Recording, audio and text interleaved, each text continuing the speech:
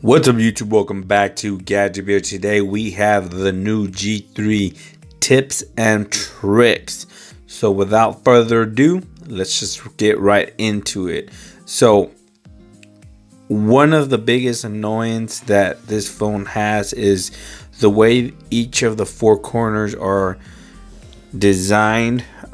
Let's go to the Google Now launcher so you can see. You see that straight edge right there? It's not perfectly round. Same thing on that one. Same thing on this one right there. And same thing on that one. That annoys the hell out of me. So for tip number one, I'm going to show you how to correct that. As you can see, does not look good. So number one, you want to go to the Play Store and you want to download this app called Corner Fly.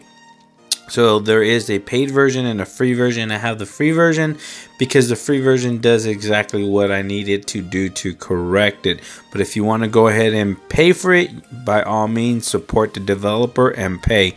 But let's enable it here. Bam. And now let's back out. Let's go back. Now look at the corner. Nice and round on all of them. Look at that. Nice and round. It does not get better than that. So this app does that, but for certain apps, what you're gonna have to do is go to the application here. You're gonna have to enable overlay navigation, because what it'll do is it'll do the rounded corners here right before the navigation bar. By you selecting overlay navigation bar, it will do it at the bottom of the navigation bar instead at the top. So for certain apps that you see that it looks a little funky, just go into the applications here and select the app and then select overlay navigation, and we'll correct that issue. I had to do it for a couple apps, but other than that, it pretty much takes care of the issue. I'm loving this app, and I'm loving the way it handles the corners now. It makes the phone look and feel better to me personally. So that is tip number one. Tip number two, you want to go over to menus here. You want to go to more and go into cellular networks. Now it's not on. Let me activate it because I didn't want notifications to come on. But you want to go to cellular network here, and what you want to do is you want to enable voice over LTE. Now this is not enabled by default, so you want to come in here, enable voice over LTE, so it's going to give you the best calling experience possible. It works great on T-Mobile and it works great on Cricket, so I'm assuming it'll work great on Metro PCS as well. So tip number two, activate and enable voice over LTE for a better calling experience. Tip number three, we want to install a custom launcher. Now, the stock launcher that comes with the G3 is actually not bad. It's just a plain launcher. It kind of looks like the Pixel launcher, but it does not have the Google Now swipe right feed. So if we go to Home App here, you can see I'll activate the launcher. It's called Launcher 3. Back out. I'm gonna give you a quick preview on how it looks. It's just a basic stock launcher like this.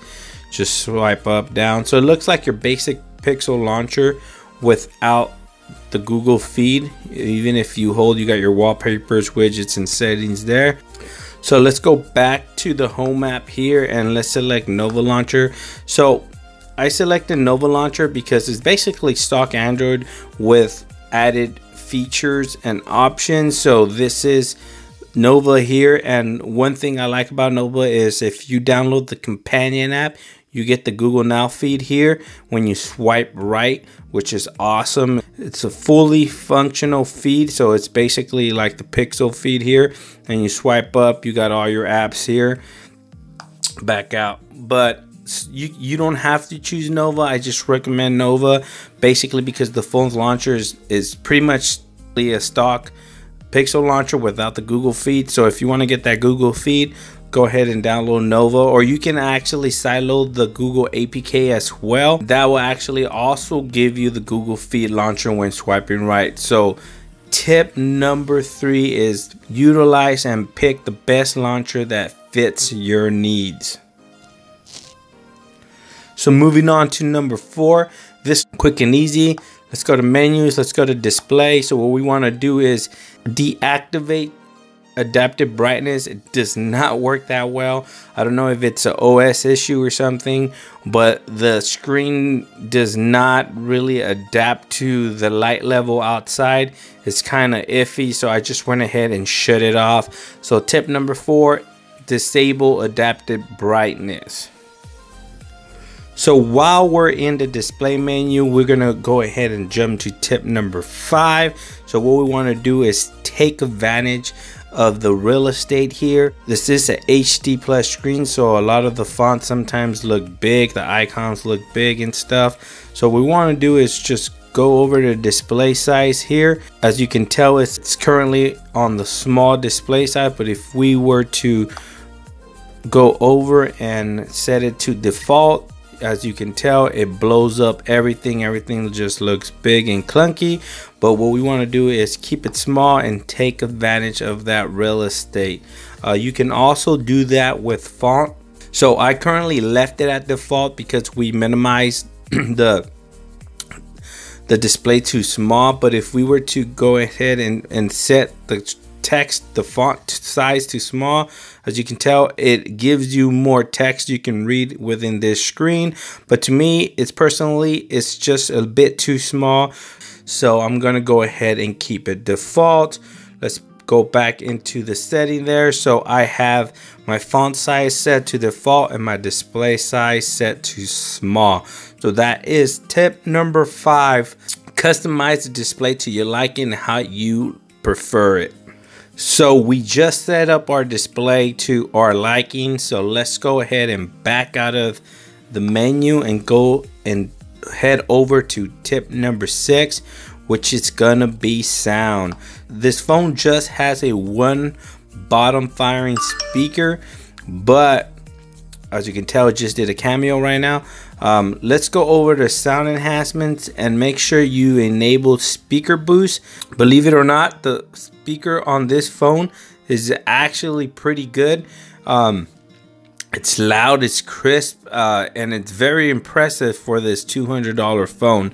So tip number 6 is head over to sound menu and head over to sound enhancements and enable speaker boost. So let's head over to tip number 7. Let's back out of the sound menu and head over to storage. Now this does come right out the box with 64 gigabytes of onboard storage with the option to expand. I put in another 64 gigabyte micro SD card on here, and one thing you notice that it says 24.83 gigabytes total use of 123 gigabytes. But why is it reading the card as well as your onboard storage together? Well, that's because this phone utilizes adoptable storage. So you have the option to select it as adoptable storage or not to select it. Tip number 7 is selecting it as adoptable storage. It makes things a lot easier, and the storage is handled by itself. It will move apps over to the SD cards if it has to. It will move over files by itself without you doing anything.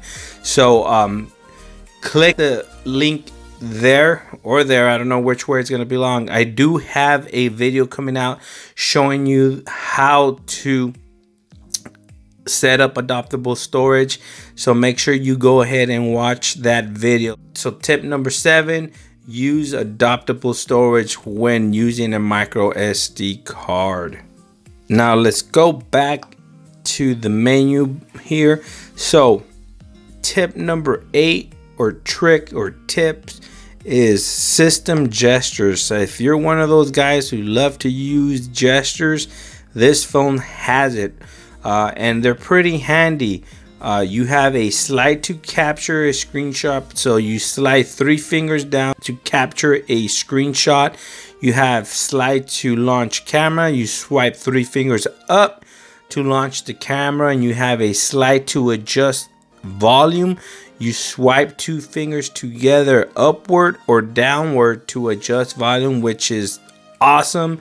And you have a double tap to lock. You double tap on the home button, not the screen to lock, and you have double press the power button to launch the camera. But that is a stock Android feature. But check this out. We're gonna go ahead and demonstrate these gestures here. So those 3 fingers to capture a screenshot. Bam, there you go. Let's cancel that. 3 fingers up to launch the camera. Camera launch. Awesome. And 2 fingers to adjust volume, either up or down. Look at that. This feature right here is awesome. But one thing I noticed is when you're gaming, sometimes those on-screen button controls mimic the volume up and down gesture, and then you'll see your volume go up and down, up and down. At first I thought it was a bug, but then I realized that I had this enabled. So maybe if you game a lot, you want to disable that feature. But to me, that is a very useful feature to have. So tip number 8 is utilizing your gestures. So let's back out of here real quick and let's head over to one-handed mode. So if we go to one-handed mode, the phone itself, it's not that big. As you can see my hand here. It's pretty easy to navigate, but if you want to make it easier, enabled one-handed mode, and that's very easily to activate. Just swipe across, bam. See, you have one-handed mode here. You can play with the screen here just with your thumb. That's awesome. But if you're left-handed, you could go ahead and switch the screen on the other side and also navigate through the menus. So if you want to make it go back full screen, just swipe again across. It's not, there you go. It should go back full screen. So that is a awesome feature to have for those who have tiny hands and love to use one-handed mode. So that is tip number 9 for y'all. So the final tip of them all, tip number 10, let's head over to security. So while in security, you have 2 methods of security. You have either face unlock or smart lock. You have 3 actually: face unlock, smart lock, and fingerprint. I have fingerprint selected. The one thing that does not work with this is you can't use face unlock and fingerprint at the same time. You either have to choose one or another. So currently I don't really trust the face unlock. It's quick, it's good, but it's not as reliable as the fingerprint. So I'm currently using the fingerprint, but let me explain why I'm also using this fingerprint, because they added additional features to fingerprint. So let's head over to fingerprint here. You see where it says return to previous screen. So if I barely touch it one time on the back of the fingerprint, I'll go back. So it's mimicking the back button there. So let's go back in here. And if you touch and hold, you can select one of these 3 options. Either one, back to home screen. So whenever you touch and hold the fingerprint, it'll take you back to the home screen, or it'll take you back to the recent task, the multitask button, which is this one, or it'll take a video and photo while in the camera app. I'm currently using in the recent task. So if I was to touch and hold, bam, I go to my recent tabs there. So if I go back and I can hit back, just tap it once and go back, tap it once and go back again. That is awesome. So if I want to go back to the multitask menu, just touch and hold, boom, I'm back to the multitask menu. Now that is a very convenient feature to have and to utilize not only the fingerprint sensor as a security measure, but as well as a navigation That is so dope. I wish other OEMs did that as well. So there you have it, guys. My 10 tips and tricks for the new G3. If you liked the video, please smash that like button. If you're new to the channel, please subscribe. And if you're not new to the channel, make sure you hit that notification bell for more future videos like this. Thanks again for watching, guys. Please like, share, and subscribe, and I'll catch you guys on the next video. Peace.